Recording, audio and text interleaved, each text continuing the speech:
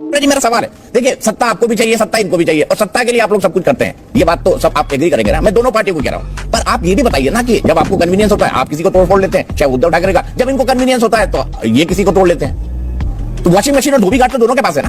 तू तो गया बेटे। नहीं, आपका क्वेश्चन बेईमानी है।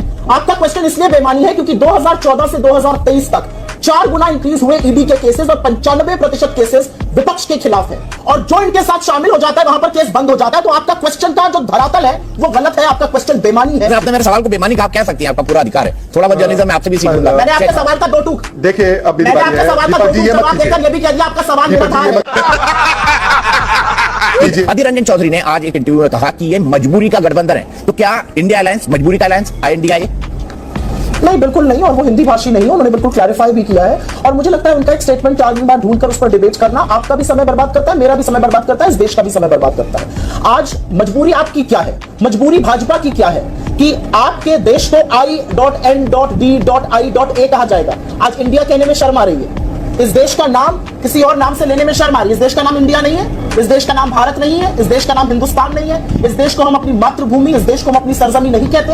आप अपनी माँ को मैया कहिए, मम्मा कहिए, मम्मी कहिए, अम्मा कहिए, माँ कहिए, किसी भी नाम से बुलाइए, क्या आपके दिल में उनका सम्मान और प्यार कम हो जाता है? और मैं पूछना चाहती हूं उन लोगों से, आप तो न्यू इंडिया बनाने चले थे, आपने तो जब 38 लोगों का कुनबा भी बनाया तो एनडीए का नाम नवीनीकरण करके न्यू इंडिया डेवलप्ड नेशन रखा। क्यों इंडिया रखा आपने? आज आपको इंडिया बनने में तकलीफ है, टीवी चैनल्स को निर्देश दिए गए I.N.D. ऐसे दिखाओ, अपने सांसदों को कहा गया इंडिया बिल्कुल मत बोलो। तो मैं पूछना चाहती हूं इंडिया से क्या आपत्ति है, इंडिया से क्या दिक्कत है, इंडिया से क्या चिढ़ है? ठीक है, शहजाद पूनावाला जी बताइए, इंडिया से आपको दिक्कत है? इंडिया की तुलना आप इंडियन मुजाहिदीन से कर रहे हैं, आतंकी संगठन से। क्या कहा अधीर रंजन चौधरी जी ने कि हम मजबूरी में जो एक दूसरे की तरफ देख नहीं पाते वो आज साथ आ रहे हैं क्योंकि मोदी को रोकना है, मोदी के किए गए कामों को रोकना है, इसीलिए अकेले तो हो नहीं पाएगा, इसलिए एक साथ आना है। और मजबूरी देखिए किस प्रकार की है कि यही सुप्रिया श्रीनेत जी थी जिन्होंने चीख चीख कर आम आदमी पार्टी के ऊपर भ्रष्टाचार के आरोप दिल्ली में लगाए थे कि मनीष सिसोदिया और अरविंद केजरीवाल शराब घोटाले में लिप्त हैं, परंतु आज वही सुप्रिया श्रीनेत उनकी तरफदारी कर रही है। मैं तथ्य रखना चाहती हूं क्योंकि तथ्यों से परे दुनिया नहीं होती है। शाम को मोदी जी क्या कहते हैं, 70,000 करोड़ रुपए का घोटाला किया अजीत पवार ने, काहे गले लगा लिया सुबह सुबह और उनके साथ मिलकर सरकार बना ली। ये मजबूती है, ये मजबूरी है, ये भ्रष्टाचार है, ये हिपोक्रेसी है, ये ढोंग है, ये पाखंड है। वही पाखंड हेमंत बिस्वा शर्मा के साथ किया, शुभेंदु अधिकारी के साथ किया, नारायण राणे के साथ किया, येदियुरप्पा के, लंबी लिस्ट है, बहुत लंबी फेहरिस्त है। आपकी जो वॉशिंग मशीन में लोग धुलकर निकलते हैं वो कोई गंगा जल थोड़ी है जिसमें पाक साफ हो जाते हैं। ये आपका पाखंड और आपका दोष दिखाता है। यहां पर बोला गया मजबूत है नरेंद्र मोदी जी, इतने मजबूत है कि 1 महीने पहले तक सीना ठोक के बोलते थे एक अकेला सब पर भारी, फिर 38 की जरूरत पड़ गई। उस 38 में 24 का शून्य सांसद है, 7 का 1 है, 2 के 2 है, 9 पार्टियां।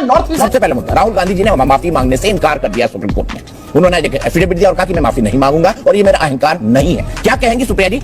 ये तो मतलब लीगली तो मुझे पता नहीं सुप्रीम कोर्ट क्या कहता है क्या नहीं कहता है, लेकिन ये स्टेट राहुल गांधी जी का क्यों है? क्योंकि उन्होंने कुछ गलत नहीं किया है। उन्होंने चोर को चोर कहा है, ललित मोदी और नीरव मोदी चोर है, मेहुल चोकसी चोर है, इस देश के करोड़ों रुपए चूना लगाकर भाग गए। 9 साल से झुंझुना बजा रही है सरकार, लेकिन उनको वापस तो नहीं लेकर आ पाई। इन्हीं की नाक के नीचे से भागे विजय माल्या भी, इन्हीं की नाक के नीचे से मेहुल चोकसी भी, नीरव मोदी भी, सब इनके नीचे से भाग जाते हैं। ये किसी को पकड़ कर ही नहीं ला पाए। 44 करोड़ का हवाई जहाज भेज दिया मेहुल भाई के पीछे, मेहुल भाई ने ठेंगा दिखाया, वहां से भाग निकले और अब इंटरपोल की नोटिस विड्रॉ करा दी। राजस्थान में अडानी जो कर रहा है ठीक है, छत्तीसगढ़ में जो कर रहा है ठीक है, इनके साथ जो कर रहा है गलत है। या तो अडानी ही गलत है जिसको आप दिन भर बोलते हैं, या मोदी जी गलत है। दीपक जी नहीं, दीपक जी मैंने क्योंकि थोड़ी बहुत दिनों इकोनॉमिक जर्नलिज्म किया तो थोड़ा सा समझती थी उन बातों को, जैसा कि आपने उल्लेख किया। आपने भी बड़े दिन जर्नलिज्म किया, क्या आप मेरी बात समझ नहीं पाई? आपने सुनी नहीं। मैंने आपसे क्या कहा कि जिस एक व्यक्ति के लिए एयरपोर्ट का, SEZ का और पोर्ट का कानून तब बदला मोदी सरकार ने जब फाइनेंस मिनिस्ट्री और नीति आयोग ने लिखित में कहा था ये गलत है, इनको प्रोजेक्ट्स नहीं मिलने चाहिए, ये घोटाला है। एक व्यक्ति के लिए NCLT के केसेस में 80% से 90% हेल्प लेके, मतलब उसकी लोन माफी करके उनको ट्रांसफर कर देना गलत है। ऐसे केसेस जहां पर ईडी को बिठाकर केसेस ट्रांसफर अडानी को किए जा रहे हैं वो गलत है।